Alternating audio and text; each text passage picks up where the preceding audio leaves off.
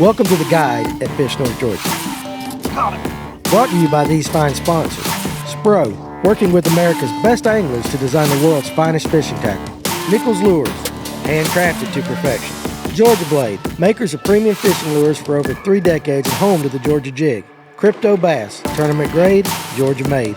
And be sure to visit fishnorthgeorgia.com. Now here's Jared Sullivan. What's up, guys? This is Jared from Fish North Georgia's The Guide. The other day I got to go out on Chickamauga. Now, I've been having boat problems, but I haven't been seeing as many videos over the last couple months. But where I was lucky enough, I should say, to have a friend on Facebook invite me out on his boat. So we got to go out and do some fishing. It's the last week of March. And the water has been coming up and then coming down and coming up. We've been having a lot of storms and a lot of rain, and what that's doing is, obviously raising the water level up. But since TVA doesn't want the water level up yet, they start to bring it back down, especially preparing for more storms. So what that does is the fish will follow this that water level right up. So they'll stay shallow, but as that water level comes up, so will the fish. Conversely, when that water level starts dropping, they will also start dropping with it. So what they'll do is they'll drop to the best structure near deep water. And I'm not talking real deep. I'm just talking a couple feet deep. So they may be in only 3 to 2 feet or 2 or 3 feet of water, but the fish will be right near 5 to 6 feet. So those fast breaks, and that's one of the reasons why in the springtime you'll see fish on 45-degree angle banks oftentimes. So I think the same applies here. So what we did was go to an area where we know there's some fish moving, and first we started on some flats, and we moved out, moved into some coves and stuff like that. But then we soon went to the ends of long tapering points.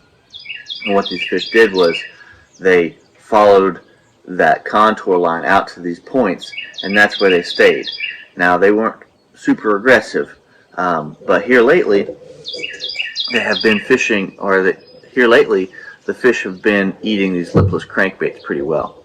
Okay, now we started the day off with a springtime staple, which is this spring craw. This is actually chili craw color. This is a Strike King red-eye shad, ½ ounce. I've also been catching them on the Spro Little John, and this is a spring craw color.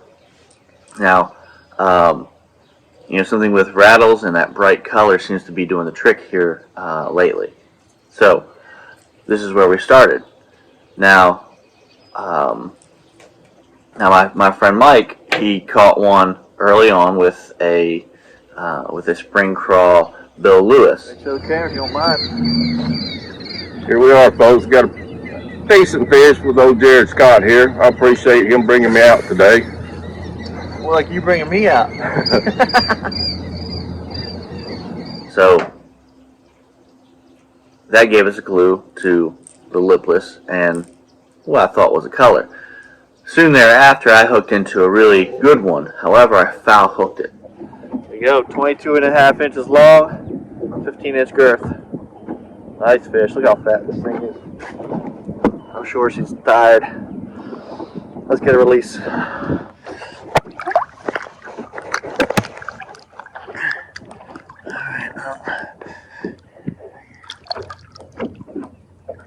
she goes.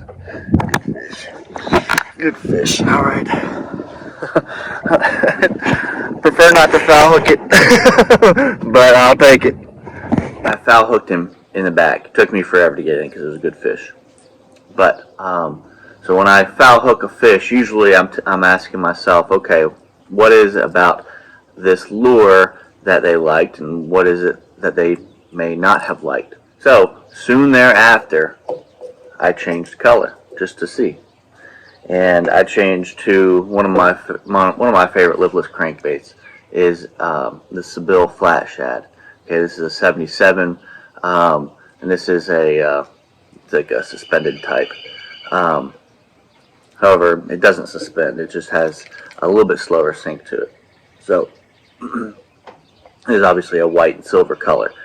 I started throwing this and I started having immediate success. Look at that one. Woo! Look at that. 22 inches long, 15-inch girth. There we go. Look at that beauty. There we are. Look at that belly. That's a good one there. Oh yeah. I need a day like this. Alright. There we go. My girl. Big old fatty. Love it. Alright, what we're doing is this water's, it came up with the rain last week and now they're bringing it back down. Okay, so these fish, they'll usually follow that water up. They'll go up shallow and stay shallow, but when that water comes down, then they'll follow it down, and a lot of times they'll pull out to the next place they feel secure, which is a lot of times the end of points or creek mouths and stuff like that. So that's what we're trying to target, is some of these points and creek mouths and places where they're going to file up through to go spawning. But that's what we're trying to do. We're throwing lipless crankbaits. I caught that one on that Sébile 77. Caught one on a Bill Lewis. Caught one on a red-eye shad. So let's catch some more. You know, the rest of the day I threw this, and I mean I also had the red one tied on, because at any moment they could go back and forth, and obviously there was something they liked about this. So I had both of these tied on and I threw them in intermittently. But this one was the one that I caught my fish on. So that's what I stuck with most of the day. And Chickamauga, you know, this time of year can be very temperamental. You'll have the rising waters, and then you'll have dropping waters, and then rising and dropping. The temperatures are going up and down. Right now, the water temperature, or this week, the water temperature was in the mid to upper 50s. I didn't see it much higher than that. Some in the backs of creeks, coves, we saw getting into the low 60s. So they will be going on beds soon. However, we didn't catch many fish in the backs of the coves. And I think it's because of the dropping water. Those large flats are places they don't want to get stuck. So they'll follow those contour lines to the first place where they have deeper water, and then they feel more secure. So when you have dropping water, what you want to do is find that structure right on the edge into close to deep water. So and that's where you're going to find your fish. And that's an important thing to do when you're fishing in the springtime in particular, or any time you have dropping water. You want to find that first main structure close to deeper water. And likely that's where you're going to find some fish. All right, Michael got himself a good one. Can we get a measurement on it? On that? I'd say probably 3.5 pounds.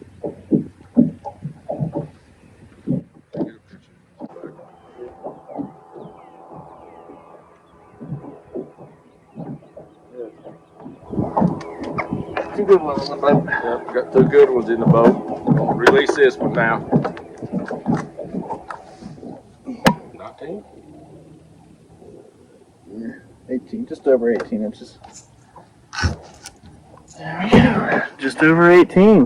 That's a nice one. Healthy fish, heavy. Probably 10 pounds. It's a little fat, stocky one. Yeah. Tune in to Flipping the Script Fishing for the entire trip recap and all the footage.